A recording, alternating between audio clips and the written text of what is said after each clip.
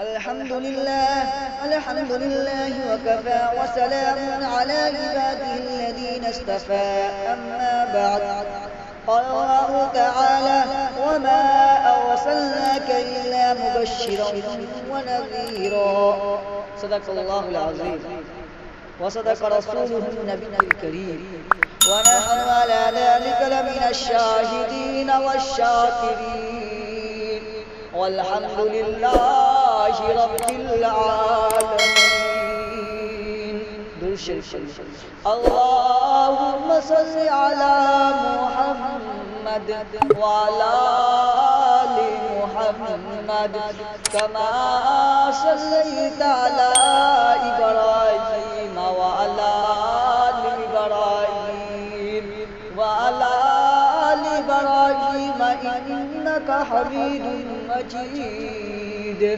اللهم بارك على محمد وعلى آل محمد كما باركت على إبراهيم وعلى آل إبراهيم إنك حميد مجيد. حضرات گرامی، اللہ تبارک و تعالیٰ کا بہت بڑا احسان و کرم ہے کہ ہم سب کو ایک جگہ اکٹھا ہو کر بیٹھنے کی توفیق نصیب فرمائی.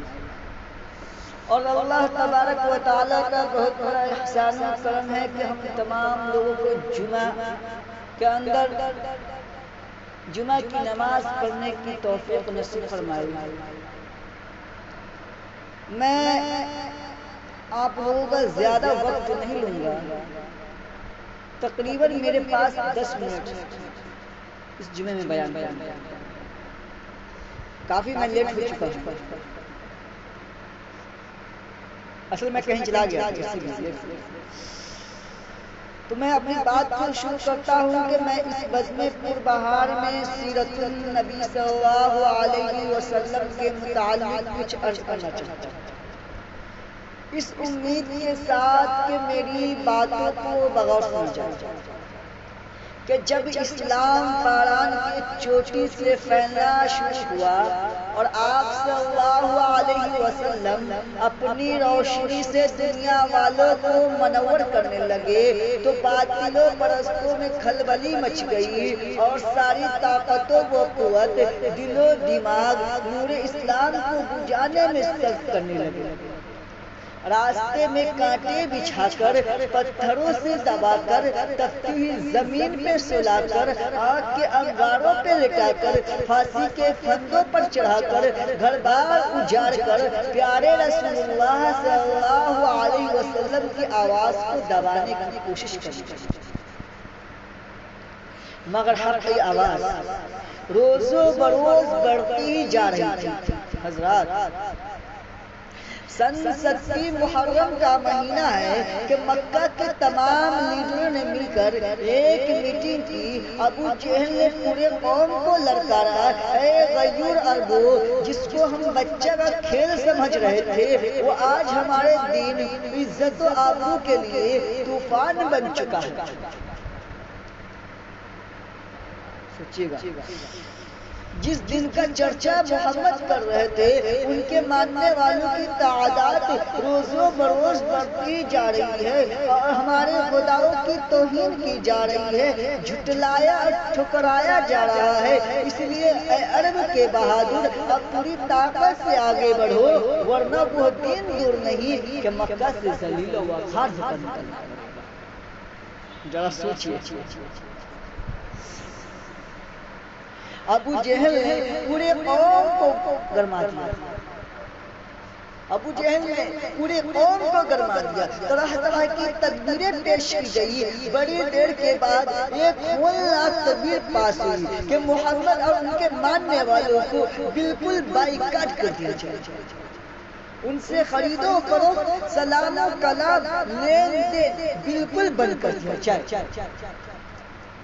چنانچہ ایک عہد نامہ لکھ کر خانہ کعبہ کی دیوار پہ لٹکا دیا گیا.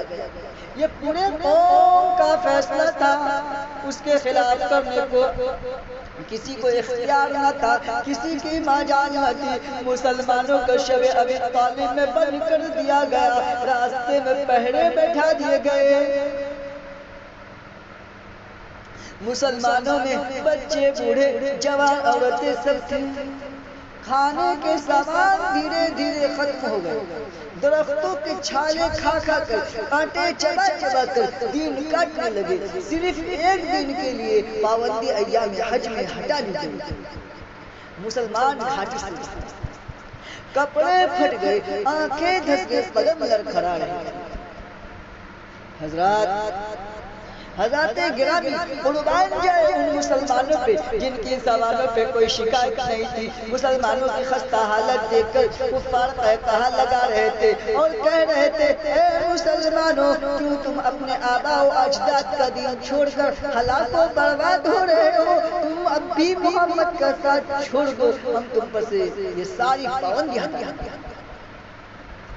مگر مسلمانوں نے چلا اے کفار سن لو، ہم حق پا چکے ہیں، ہم دربار محمد میں اقرار محمد کر چکے ہیں، ہم پر اسرار محمد کھل چکے ہیں، انوار محمدی سے ہم فیضیاب ہو چکے ہیں، گفتار محمد نے ہمیں معون کر دیا ہے، لہذا ہم طوفان سے ٹکرا سکتے ہیں، خون کا دریا بہا سکتے ہیں، آگ کے بستر پہ سو سکتے ہیں، بھوک سے طرف طرف دم توڑ سکتے ہیں، مگر مصطفیٰ کی رسالت کا انکار نہیں کر سکتے۔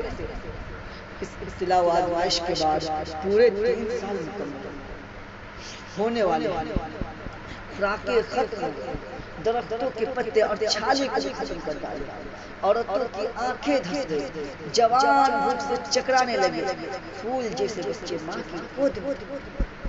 اس گھاٹی کا سب سے چھوٹا بچہ عقیل اچانک آنکھیں کھول کے کیا کہتا ہے؟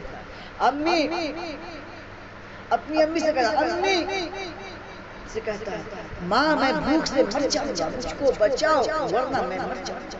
ماں کے ضبط کا بھنڈر ٹوٹ جاتا ہے، وہ بے تحاشا اپنا سر زمین پر پٹکنے لگتی ہے، سر پھٹ جاتا ہے، لوگ اسے سنبھالتے ہیں اور وہ یہ کہتے رہتی ہے، مجھ کو چھوڑ دو، میں اپنے لگتے جگر سے پہلے مر جانا چاہتی ہوں۔ دنیا والوں ذرا سوچو کتنی سنگین گھڑی تھی اور کتنا بھیانک، مگر رسول کی بات سننا۔